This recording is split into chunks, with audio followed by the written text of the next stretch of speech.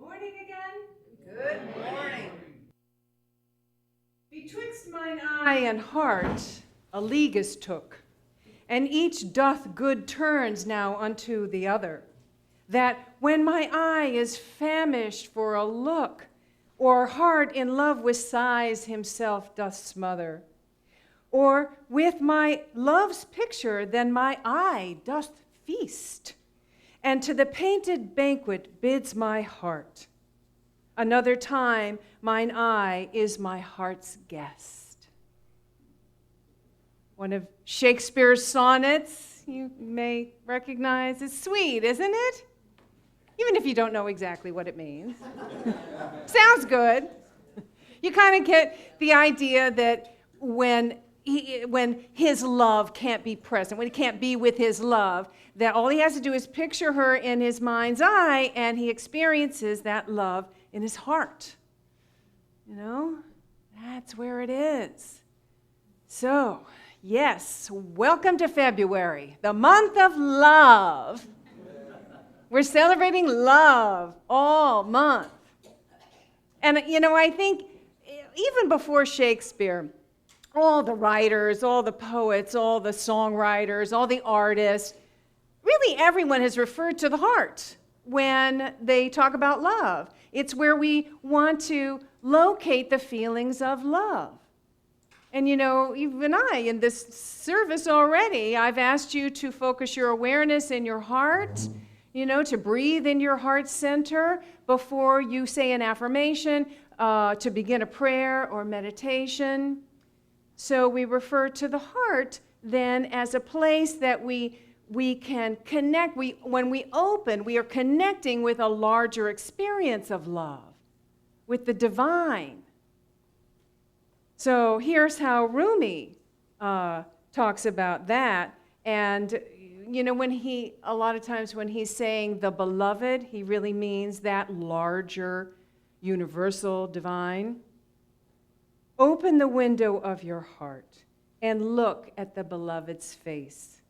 Love's task is to create that window so his beauty may illuminate the heart. Yeah, the beauty may illuminate the heart. So that heart center is the place where we can open to that illumination and have that experience of that larger experience of love. And we talk about the heart when we mean the essence of something, the core of something.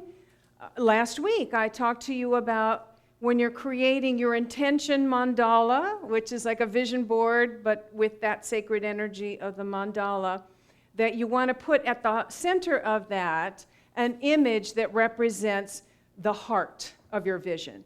So I mean the core, the essence of your vision.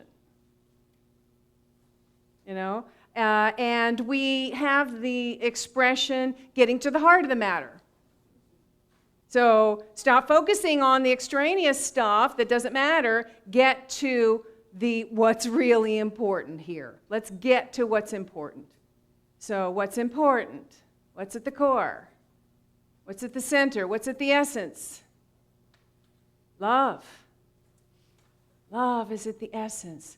So love equals heart, heart equals love. Oh, it all makes sense. You know? This is what the poets are talking about. And of course, you know, this being the month of February, I'll bet you can't count the number of hearts that you're going to see between now and the end of the month, right? Starting with the banner. If you've noticed, at the top of our driveway, been up there a couple of weeks with all the pink hearts on it, it's promoting our Valentine's concert with the Kennedys that you absolutely do not want to miss because it's just so much fun. So this shape, right? This shape is sort of roughly in the shape of our physical heart, kinda. Kinda. So interestingly enough, on Monday, I had an echocardiogram, which is like an ultrasound of your heart.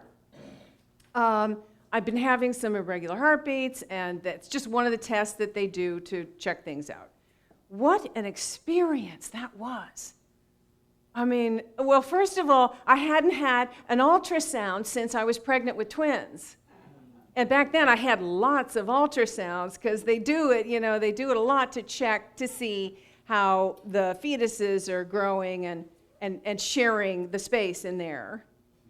Come to think of it, our girls have always had a tough time sharing the same space. They still do. God. But for an expectant mother, it is such a thrill to see the growth and the movement of your baby in the womb. So I had lots of positive associations going in with this. And it's a very relaxing experience. You lay down, they cover you with a warm blanket. The lights are dim, and I could actually see, and the monitor was right here, and I could see the image of the activity of my heart. And it was extraordinary. You see all of the chambers of the heart from all these different angles. And it is constantly moving, pumping, working so hard, pumping and doing its thing and pumping blood throughout the body and receiving it back in again. And they actually colorize the blood blue and red. I kid you not. Just to kind of see the activity of the blood as it goes in and out. And it looks like it's going at lightning speed. Just lightning speed. So I was just like sitting there going, wow, this is incredible. I mean, just to think about this organ, this part of us that is constantly going, never takes a break, every second of the day, every day of the year. How many moments, how many minutes are there in a year? 5,000, 25,600 minutes, 525,000 moments, oh dear. That's it, So, okay, so you've got 525,600 minutes. So how many years are there in a lifetime? Well, we're all living much longer, right? It's not unheard of to live 90 or 100. I mean, that's just the way it is. Now, so say you've got somebody, you're living a life to 90 years old. That's 32,760 days. You've got 32,760 days, right, of life. Each day has 24 hours. We all have the same 24 hours, even though it seems like, sometimes it seems like I have less hours than a lot of other people. We all have the same 24 hours. Oh, so each day, 86,400 seconds. So you times that by, I had my calculator out with this. You times that by 364, that's 31.5 million seconds in a year. And if I'm doing the math correctly, and seriously correct me if I'm wrong, because this is not my strong suit, and it was like overwhelming my calculator.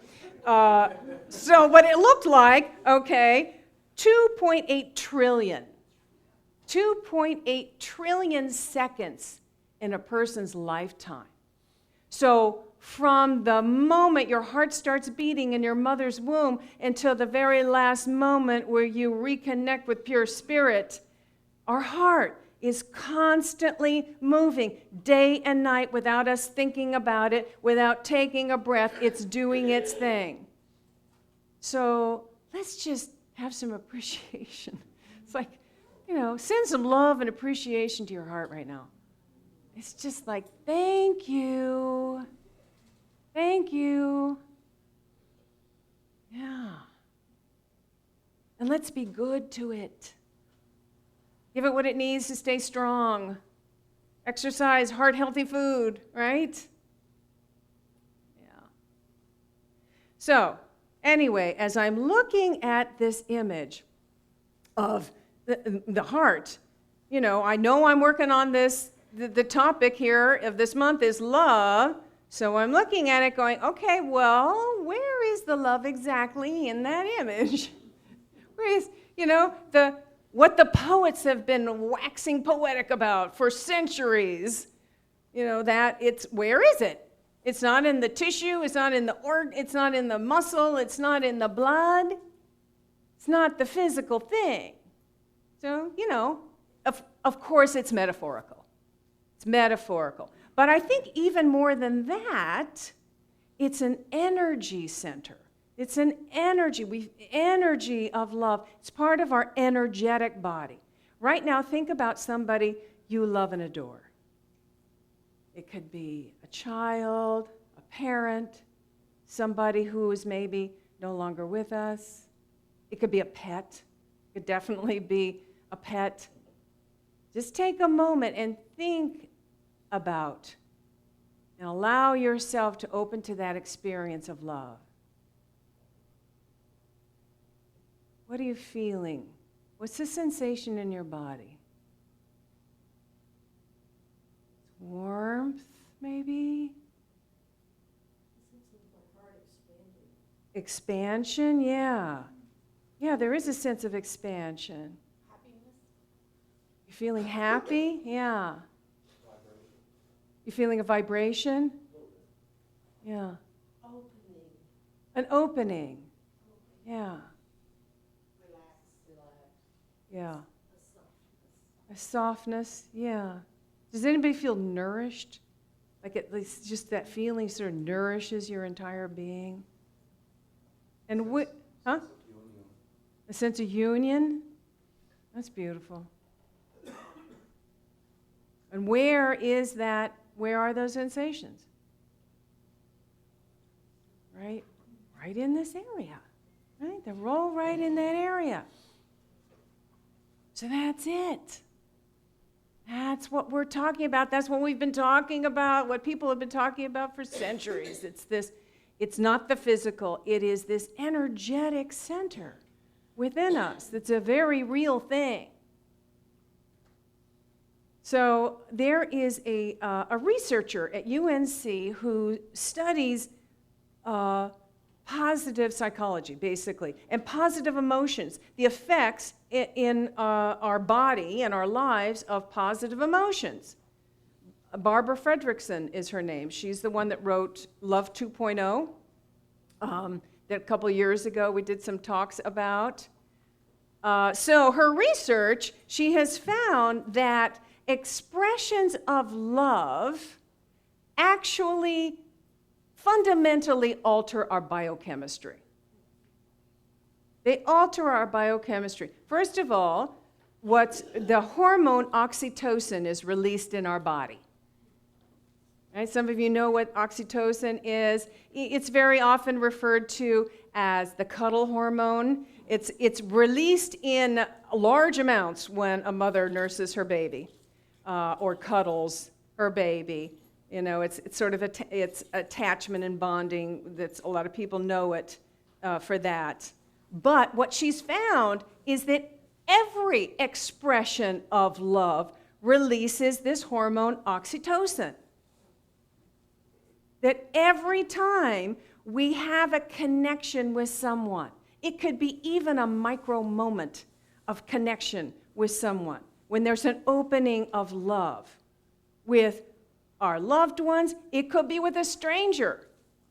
We have that hormone of oxytocin is released in our body.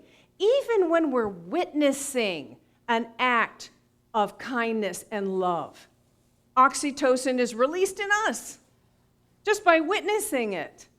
That's what the research has proven. And so you may be saying, well, what does oxytocin do? What is it? Well, it's the hormone that really relaxes the body. It relieves stress. It eliminates the stress hormone cortisol, and it lowers blood pressure. It relieves feelings of depression. It reduces pain. So that hormone is responsible for keeping us healthy and strong in our body and our mind and feeling good. And here's the thing, we can increase the amount of oxytocin in our body by consciously choosing to open to love. Consciously choosing to open to love. This experience that is not in the physical thing, but is definitely experienced in the energetic center, is actually generated by our thought, by our thinking, by a decision. Do I love this person? Do I love this thing? Can I open to love in this moment? You know, our minds are always doing calculations in the background, right? What's worthy and not worthy of my love. We're going to talk more about that in the coming weeks. But the results of consciously choosing thoughts and acts of love and kindness activate that energy center here, which has positive effects in our physical body. There's positive effects in our physical body just by consciously making the decision to open to and experience love.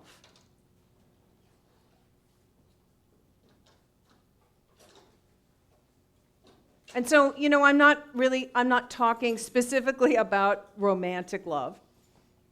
You know, it could be romantic love, yes. Sure. Why not? But also, just the love that you experience when you connect in your heart with others. Sound familiar?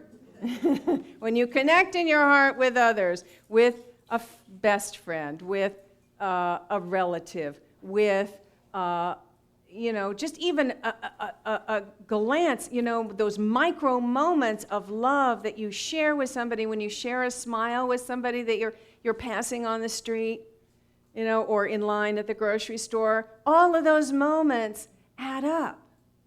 It could definitely be the love that you experience when you are taking care of your pet, when you're petting your dog or cat or bird or whatever, definitely in that. It could be the love that you experience when you're of service to another. Definitely love is generated when we are participating in service. We've all experienced that.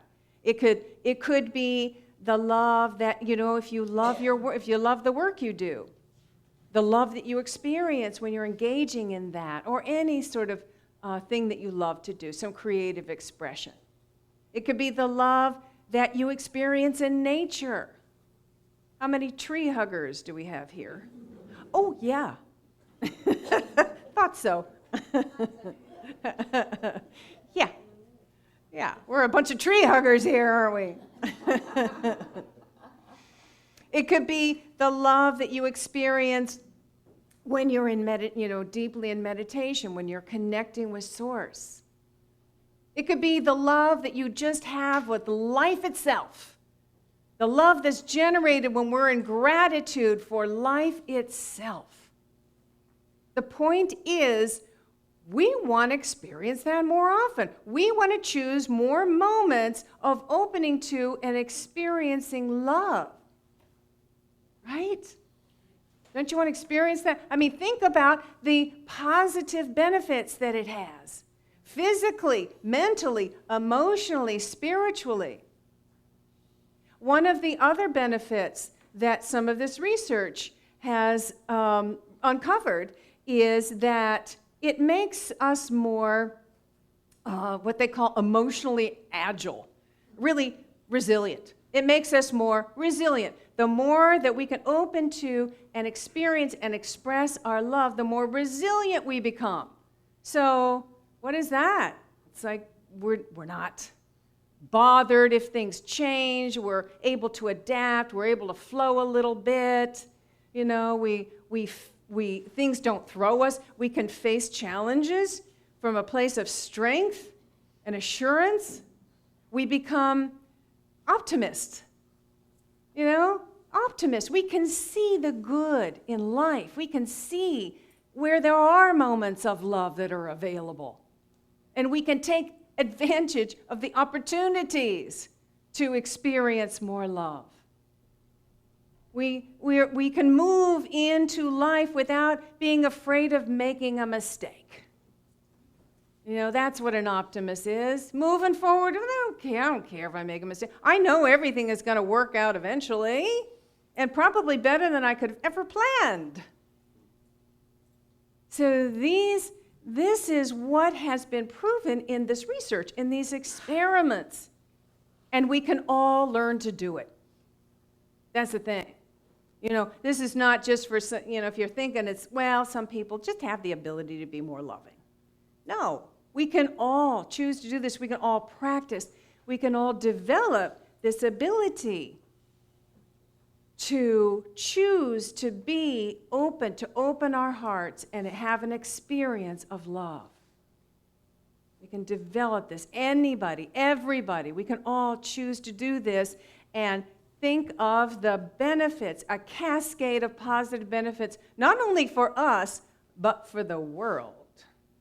Because think about it. If we are if we're open to being a loving being and we're vibrating, some of you said, oh, I feel that vibration when I'm thinking of love. That's a real thing, okay? It's a vibration that goes out and touches other people. And then they experience it. And then they're able to share it with the world. And boy, doesn't the world need it now? Oh, yes. So we'll be talking more about that in the coming weeks. But in the meantime, this week, I would like for you to just pay attention. Just pay attention to how often during the day you can open to and express love. How many moments of love can you have in your day? And don't necessarily try to change your behavior yet. Just pay attention. Pay attention to that, or maybe there's some resistance to it, and what is that about? Just kind of focus, pay attention to that. Okay? So let's say an affirmation together. I choose love. I choose love. My day is filled with moments of love. My day is filled with moments of love. And so it is. And so it is. Namaste.